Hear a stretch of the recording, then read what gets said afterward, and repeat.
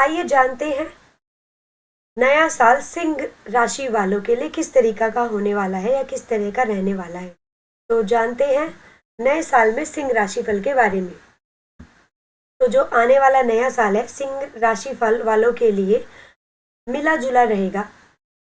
कुछ क्षेत्रों में सफलता मिलेगी, वहीं कुछ क्षेत्रों में चुनौतियों का सामना भी आपको करना पड़ सकता है।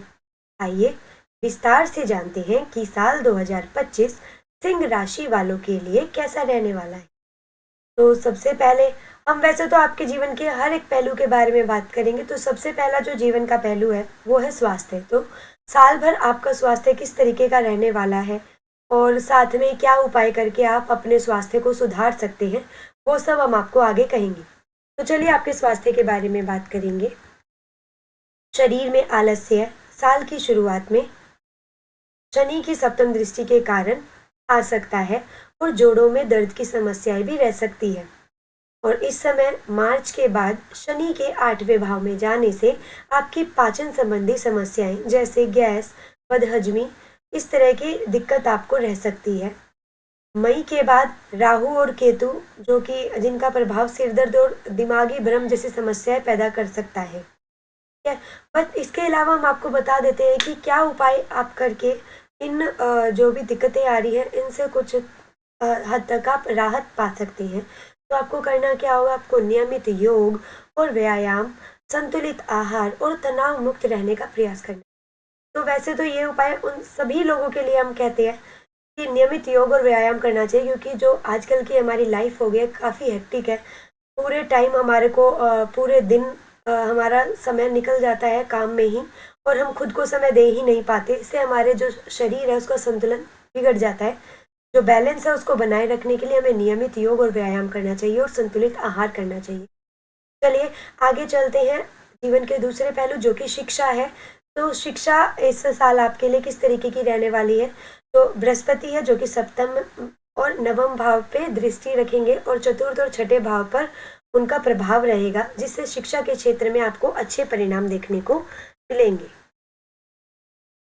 अब व्यावसायिक शिक्षा के बारे में बात करेंगे। तो व्यावसायिक शिक्षा लेने वाले विद्यार्थियों के लिए भी यह वर्ष अनुकूल रहेगा और साथ ही साथ आपको हम कुछ उपाय भी बता देते हैं। आपको नियमित अध्ययन करना है, गुरुजनों का मार्गदर्शन लेना है और एकाग्रता को बनाए रखना है। चलिए अब आपके व्यवसाय के बारे में बात करेंगे। तो जो व्यवसाय है इसमें भी आपको कुछ उतार चढ़ाव देखने को मिल सकते हैं। और किस वजह से, क्योंकि शनि और राहु केतु का जो प्रभाव है वो क्या करते हैं, व्यवसाय में आपके उतार चढ़ाव लाने का कार्य करते हैं। और इस समय आपको सावधानी क्या करनी होगी, आपको नए निवेश और जोखिम लेने से बचना होगा। और साथ ही साथ उपाय क्या करने हैं आपको, मेहनत और धैर्य और अनुभवी लोगों की सलाह लें और साथ में मेहनत करने से पीछे ना हटे और धैर्य बनाए रखें। अब चलिए नौकरी से संबंधित आपको बताते हैं। तो छठे भाव के स्वामी जो कि शनि है उसके प्रभाव के कारण नौकरी में आपको कुछ चुनौती आ सकती है और बृहस्पति का प्रभाव नौकरी में क्या करेगा, स्थिरता लाने की कोशिश करेगा।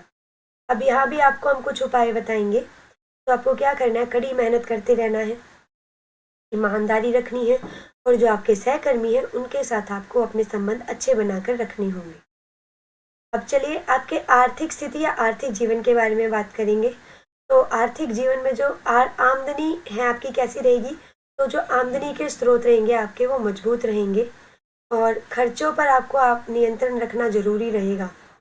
आपको कोशिश करनी है कि बेवजह के खर्चों को आप कंट्रोल करें और उपाय आपके लिए यही होगा कि आप बजट बनाकर चलें और अनावश्यक खर्चों से बचकर रहें। चलिए अब प्रेम और विवाह के बारे में बात करेंगे, आपके वैवाहिक जीवन के बारे में।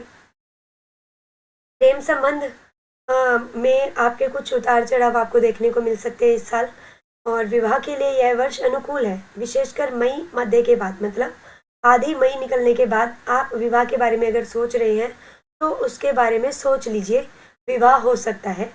और आपके लिए उपाय यही है, खुला संचार और विश्वास बनाकर रखें सभी में।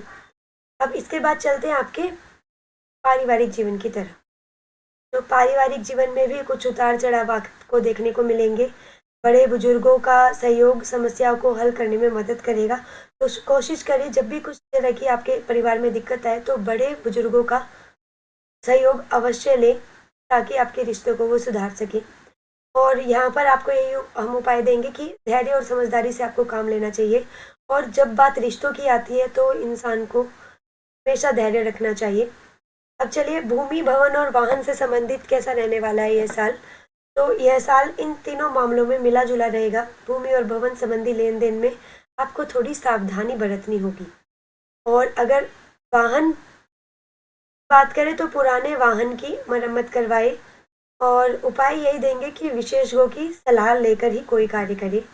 अब चलिए, पूरे साल के जो भी नकारात्मक चीज़ हो रही है उनको आप किस तरीके से दूर कर सकते हैं, उसके लिए हम कुछ उपाय बताएंगे। तो आपको प्रत्येक गुरुवार को मंदिर में बादाम दान करना है, माथे पर नियमित रूप से केसर का तिलक लगाना है, चांदी का चौकोर टुकड़ा अपने साथ रखें, और यह ध्यान अवश्य रखें कि यह सब जो हम बताने लग रहे हैं यह एक राशिफल है जो कि जन्म कुंडली के आधार पर नहीं है।